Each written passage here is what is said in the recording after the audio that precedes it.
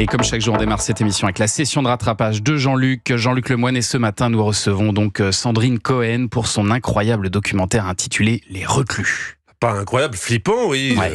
Je rappelle vite fait ce fait divers. Pendant 10 ans, 11 personnes ont été sous l'emprise d'un homme, Thierry Tilly, qui avait tout pouvoir sur eux. Tout le monde vivait reclus dans un château.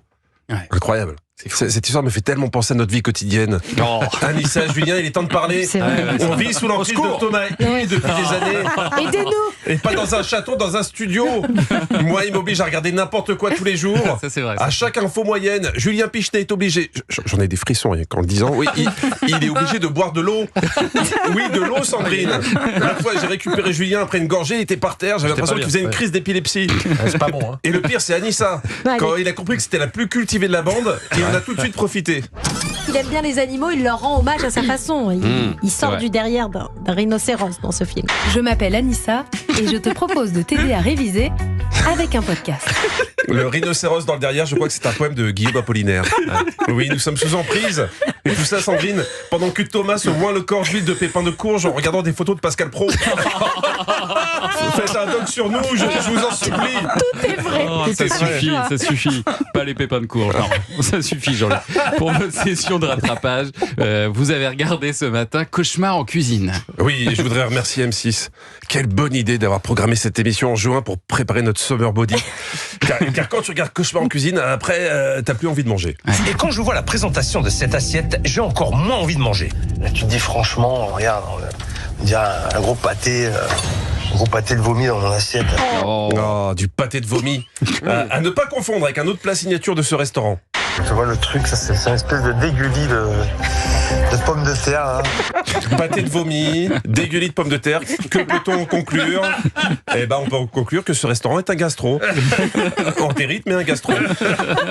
Alors, Cauchemar en cuisine, il faut savoir décrypter. Le guide Michelin donne ses étoiles. Philippe Etchebest distribue ses oh là là. Voilà. Plus tu as de oh là là, plus tu as de chances de passer sur M6. Là, par exemple, quand il a découvert la cuisine. Oh là là, oui. Il n'y a rien qui s'est passé bien en fait. Oh là là, oh là là, oh là là là là. Ah oui. Là, on est sur un restaurant 5 oh là là, ce qui est très rare.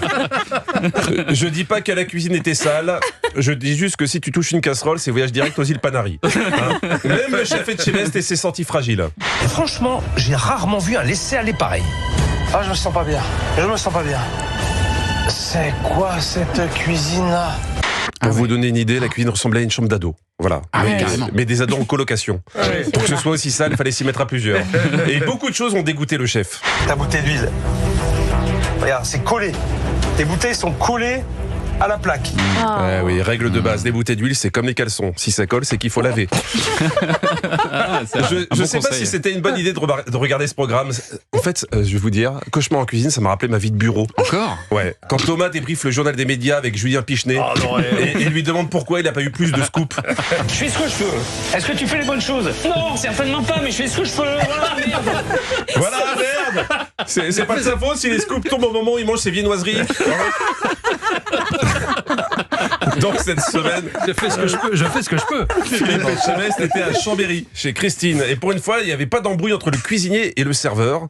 Christine nous explique pourquoi. À part la gérance, j'occupe aussi le poste de cuisinier, j'occupe le poste de serveur, je fais les courses, je fais la compta, je fais la plonge, je fais le ménage. Alors, tout faire toute seule, ça évite les engueulades, sauf si t'es schizophrène. Mais t'as intérêt à être bien organisé, sinon ça peut poser problème quand tu sers les clients. Putain, mais c'est passé où mes ravioles? Je les ai pas mises à la poubelle quand même. Alors là, je n'en reviens pas. Elle est en train de chercher ses ravioles dans la poubelle. Oh, ça va, ça donne du goût. Hein. Et puis qui n'a jamais confondu un frigo et une poubelle? Oui. Oh. D'ailleurs, un petit moyen mnémotechnique pour différencier. Quand vous ouvrez la porte, s'il y a de la lumière, c'est un frigo. Dans une poubelle, c'est sombre, sauf si avant vous avez jeté un enfant avec une lampe torche. Donc Philippe Etchebest a quand même voulu tester la carte en commandant un dessert, certainement parce qu'il a un estomac en téflon. Alors, c'est quoi le dessert du jour ? J'ai pas eu le temps de le faire, chef. Et le dessert du jour, il y en a pas toujours, c'est... Je sais pas. Le dessert du jour, il n'y en a pas tous les jours. Oh, ça va, c'est comme la douche du jour, c'est pas tous les jours. Non, je suis pas sale, je suis éco-responsable. Pensez à la planète, les bébés. Bon, je vous rassure, grâce à Cauchemar en cuisine, tout s'est arrangé pour la méritante Christine. Elle a même reçu ce compliment étrange. Ah, regarde comme c'est propre, c'est beau. Ouais. Ah, j'ai envie d'aller taper dans ton assiette. Est-ce que ce n'est pas ce qu'on cherche tous? donner envie de se faire taper dans l'assiette. Je vous laisse méditer là-dessus. À demain. On termine sur cette jolie phrase. Ah oui, ça fait plaisir, effectivement. Elle s'en sort à la fin, vraiment. Oui, et ouais. en plus, elle était très méritante, cette dame. Et quand même. heureusement, ça se finit bien. Après, c'est comme les chambres des ados, il faut que ça tienne dans la durée. Vous savez, vous faites un rangement une fois, Oui, et après, c'est ça. pour c'est se dire ça. quelques semaines plus tard. Faut revenir très vite. Merci Jean-Luc Lemoyne.